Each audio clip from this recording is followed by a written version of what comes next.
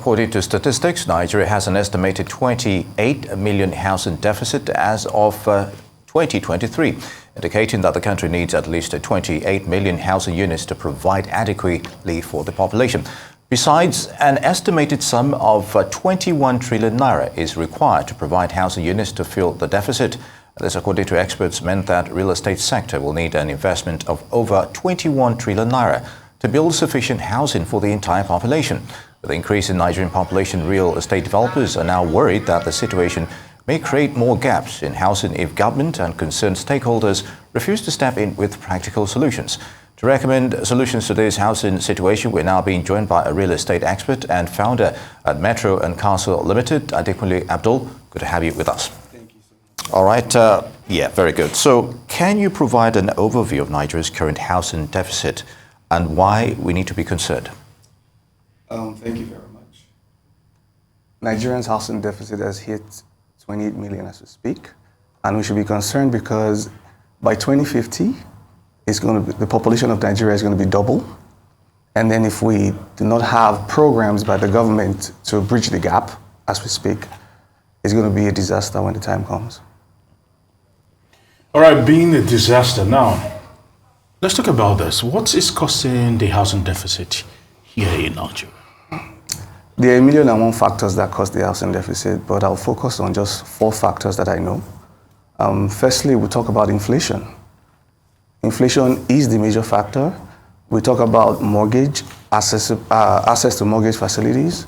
We talk about interest rates, and we talk about the rising population also. So those major 4 factors I see are the factors currently affecting the housing markets in Nigeria. So how can housing be made affordable at this rate in terms of financing? What has happened to our mortgage institutions?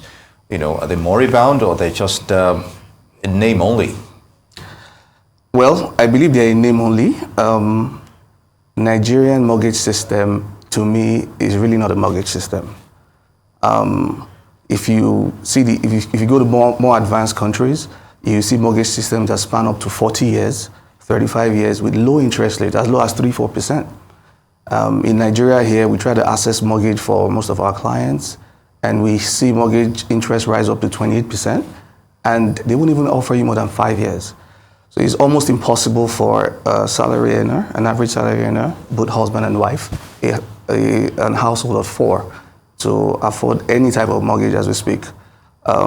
We've been in business for 5 years, and I think I've only been able to secure 10 mortgage facilities for people, and it was hell to get it.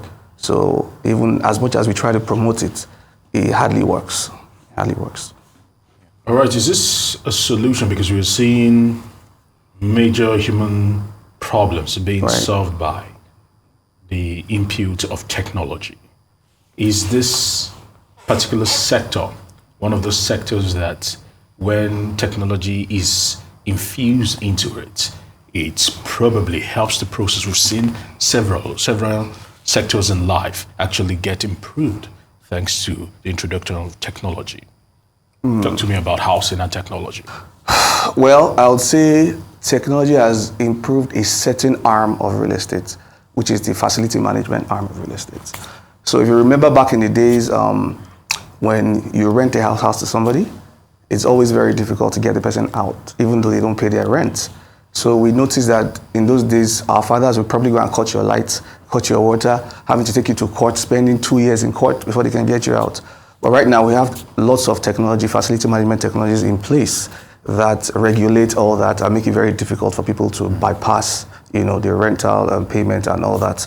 But as regards technology towards building, in Nigeria as we speak, I do not see a way where technology actually impacts building positively, except the facility management arm. Okay, let's talk more on environment challenges now. All right. In Nigeria as it relates with the real estate sector. So how can one sustain eco-friendly housing solutions here? It sounds like a myth, but we've seen other countries imbibe such adaptations. As it is right now, I think almost every facility we know in Nigeria, almost every facility runs on generator. And of course, the major solution out of that is to get clean energy, which is solar system. But Nigeria has the best weather condition for solar.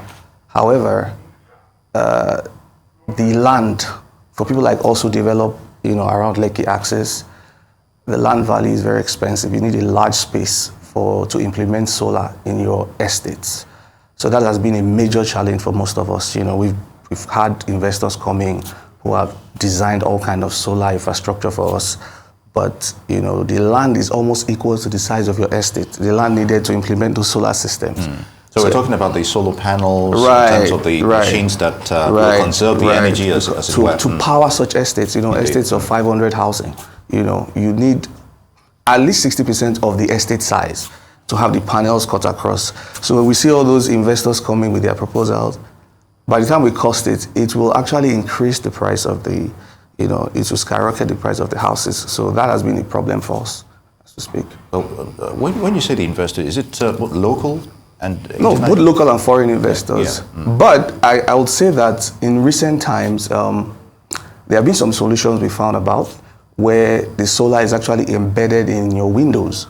Those are the new technologies that we're looking at as we speak, where we don't have the panels scattered around the roofing panels. Yeah. So most of the panels are around your windows, your doors. So those things absorb, the energy from the outside and supply power. So those things are being looked at now in terms of the costing. At the end of the day, it's still the costing and the affordability.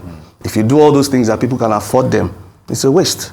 So how do we get those things, in our housing units in a very cost-effective manner? It's where we are right now. Yeah. All right.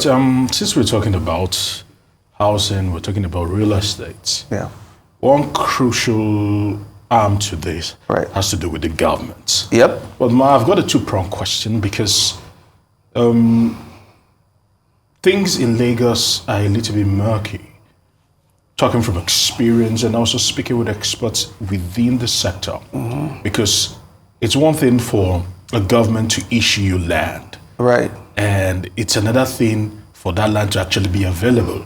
It's another thing for what some call omoniles, what in English they call owner of land. Right. They say they want to sell a land to you. Right. And they will tell you that this land is our land and we're selling it to you. Right. And you do not get government approval. Government sells to you and they say, no, that's the government. You have to still pay us a certain fee to be able to lay claim to that particular land. And I'm asking this question because several people in Nigeria have had their fingers burnt because they're trying to navigate who is really in charge of lands in Lagos. It should be the government. Right. But you and I know that that is not skin deep, if you'd ask me. Well, there are laws, right? And those laws are the only laws we recognize, the laws of the land.